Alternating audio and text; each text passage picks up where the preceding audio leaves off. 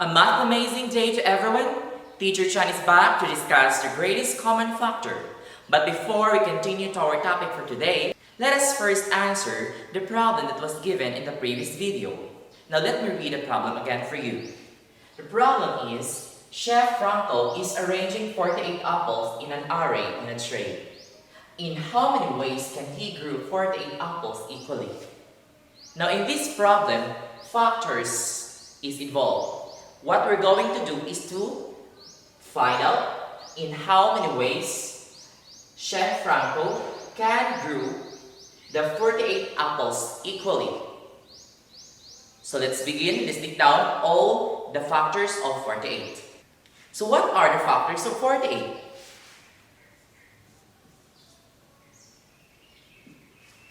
For us to easier list down all the factors of 48, have to list down first the factor pairs of 48. Give me one. The easiest one is 48 times 1 or 1 times 48. Another one. Very good. It's 2 times 24. Some more. Good. It's 3 times 16.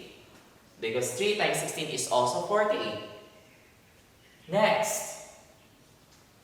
How about 4?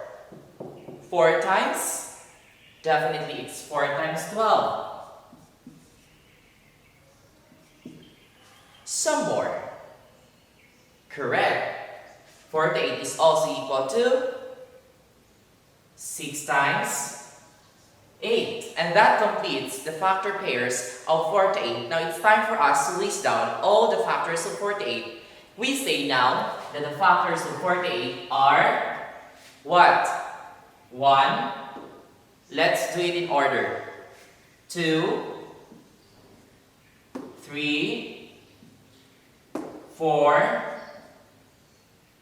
6, 8, 12, 16, 24, and 48. Now this list of numbers here can exactly divide 48 without remainder. But the question is, in how many ways? Alright, so let's start counting the number of factors the 48 have. Let's begin. 1, 2, 3, 4, 5, 6, 7, 8, 9, 10. There are 10 factors including 1 and itself. Therefore, we say that the answer is 10. Now to answer the problem, we say that Chef Franco can group the 48 apples in 10 ways. For those who answered correctly, congratulations. And for those who did not make it, better luck next time. Okay? Now let's move on to our topic for today. Now when we say greatest common factor, it is the largest factor common to 2 or more numbers. Now for you to understand more about greatest common factors, let me give you some examples. Now to get the greatest common factors, we use different ways. But today, I will teach you the 2 ways to get the greatest common factor. The first way is the listing method.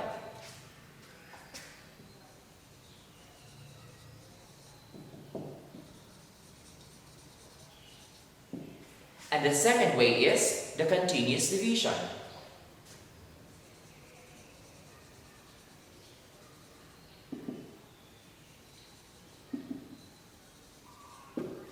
Now the question is, how do we get the greatest common factor or the GCF using this listing method? Now let me give you some examples. I have here 4 and 8. Now to use the listing method from the word itself, listing or list, we will list down all its factors first. Now what are the factors of 4? Well, please help me. For us to do it for our convenience, we may list first the factor pairs of each number. Now what are the factor pairs of 4? Correct, it's 1 times 4. What else? Definitely, it's 2 times 2. Do we have other factor pairs? No more. So we say that the factors of 4 are 1, 2, and 4. We don't repeat the same number or digit here. Alright? So this 2 times 2 counts as one factor only. How about 8? Let's list down first the factor pairs of 8. We have 1 times 8. Some more? Correct, it's 2 times 4. Do we have other pairs other than these 2 pairs here? No more. Now we list down already all the factors of 8. The factors of 8 are 1, 8, or do it in an ascending order. So after 1, 2 comes next, and then 4 and 8. Now in 4, there are 3 factors, while 8 has 4 factors. Now before we get the greatest or the biggest common factor, let us first get the common factors. What are the factors that are common to the 2 numbers?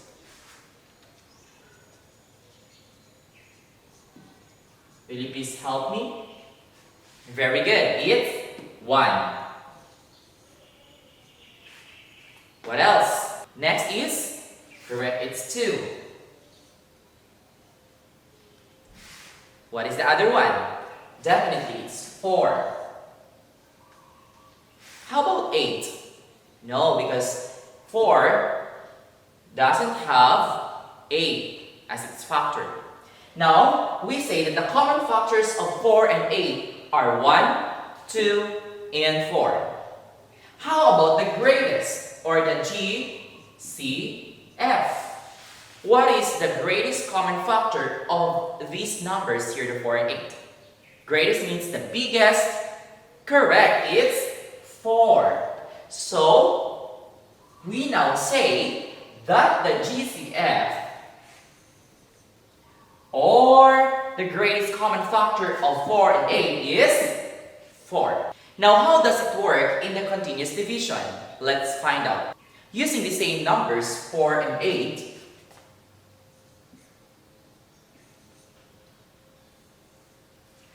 from the word itself, division, we will use the division operation in this process. Let's begin. To start, we have to think of the number that exactly divides the 4 and 8. Now, your learning in divisibility rules 2 up to 11 will definitely help you to speed up your computation. And let's begin. Beginning in divisibility rule number 2, it is stated in divisibility, or the condition number 2, that any number is divisible by 2 if it ends with 0, 2, 4, 6, and 8, or if it's even. Now, do you think these 2 numbers are even? Correct, it's even. So we say that 2 is one of its common divisor. So what is 4 divided by 2? Correct, it's 2. What is 8 divided by 2? It's 4. Can we still divide these 2 numbers here, the 2 and 4, by any number?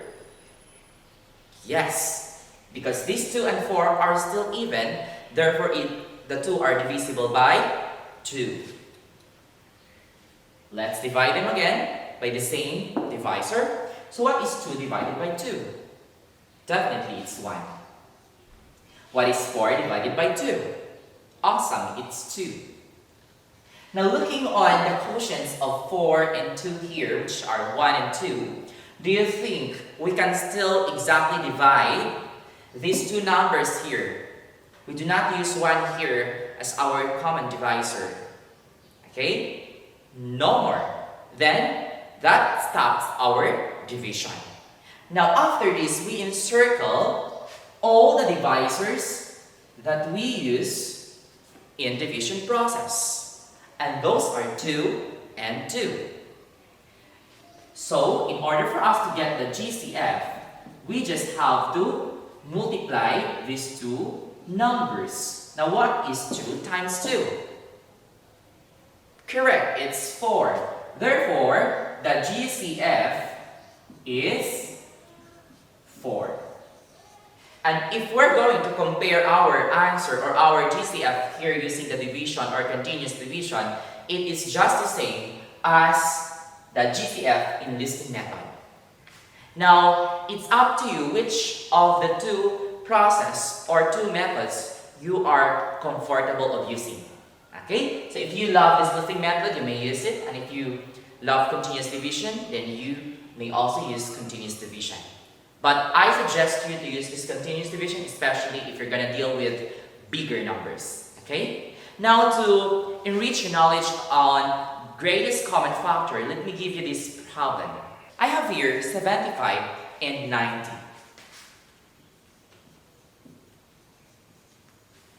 These two numbers here are bigger than the previous examples. So I prefer to use continuous division on these two numbers to get the greatest common factor. Are you ready?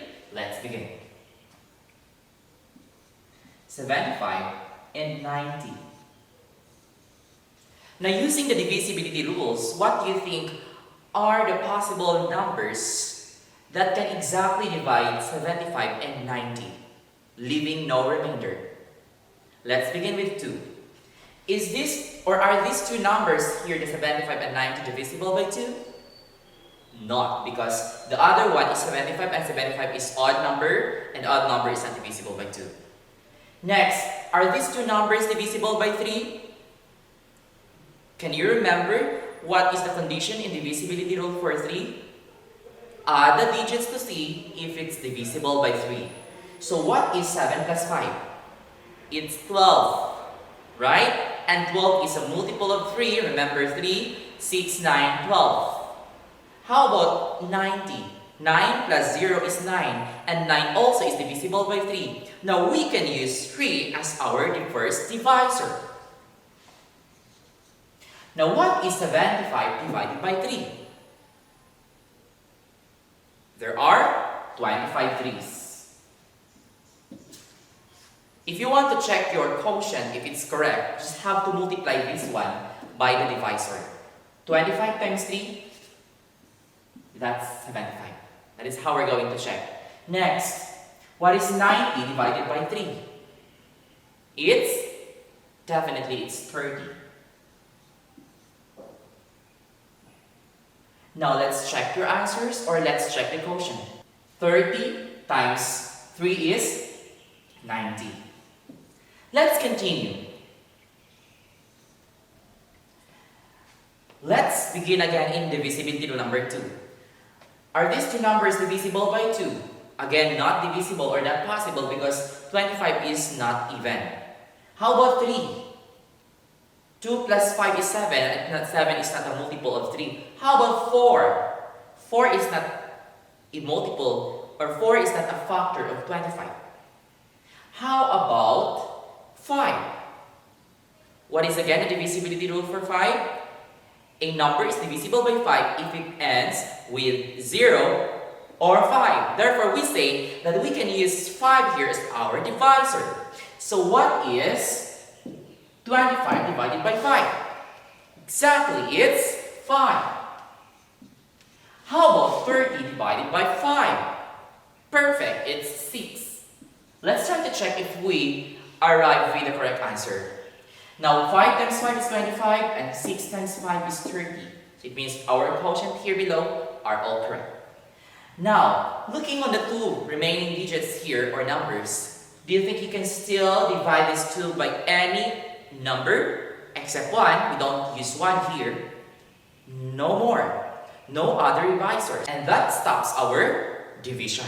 Now, I will circle these two divisors we have used earlier and get the product of these two. What is the product of 3 and 5?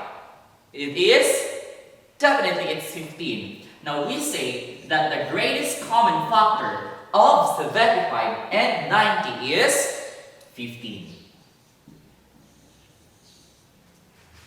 Now that is how we're going to deal on big numbers. Now to enrich your knowledge about the GCF or greatest common factor, let's try to answer this problem here in the board. Ruby has 3 ribbons, 50 meters, 75 meters, and 100 meters long. She wants to cut them into pieces of equal length. Now, what is the longest length that she could cut the ribbons? That's the question. Now, to solve the problem, we need to get first the greatest common factor of these three numbers here, the 50, 75, and 100. And I suggest you to use continuous division if you're dealing big or bigger numbers. Okay? Let's begin. I have here 50, 75 meters, and the other one is what? Very good, 100 meters. As I said, divisibility rules are very important and useful in this part when we get the GCF for the greatest common factor, especially when we use the continuous division process. Now, it is very obvious that these three numbers here are not divisible by 2 because 75 is odd number. How about 3? Also not, because 50 is not divisible by 3. How about 4? Definitely not. How about 5? Yes, because it is stated in the condition of divisibility rule for 5 that any number is divisible by 5 when it ends with 0 or 5. Now look at these three numbers. All of them ends with 0 or 5. So we say that we can exactly divide these numbers by 5, and let's start. 50 divided by 5. Correct, it's 10. 75 divided by 5? Yes, it is 50. 100 divided by 5? 20. Let's try to check our quotients. 10 times 5, 50. It means that 10 is correct. 15 times 5, 75. It means that 15 is correct. 20 times 5, it's 100. It means that our quotient here is correct. Moving on, can you still think of another number or divisor that can exactly divide these three numbers here? Yes, it is again 5. What is 10 divided by 5? Perfect, it's 2. How about 15 divided by 5? Yes, it is 3. How about 20 divided by 5? Yes, definitely it's 4. Now, can you still find any or other divisor except one that can exactly divide these three numbers here, the 2, 3, and 4? No more. So we say that the only common divisors of these three numbers are 5 and 5. Now to multiply these two, we get 25 as our GCF. Then to answer the problem here, because the question is, what is the longest length that she could cut the ribbons? The correct answer is 25. What is the answer? 25 meter long. Did you get it? And that ends our discussion about the greatest common factor today. Now, before I'll close this video, let me first leave you some question or task to answer. So your task for today is related to the problem that we have solved earlier. If the longest length that she could cut the ribbons is 25 meter long, then how many pieces will she have? Or how many cuts will she have? Kindly drop all your answers in the comment section below. Thank you so much for finishing this entire video. I hope that you learned so much things about greatest common factor. This has been Teacher Chan, your math companion for today.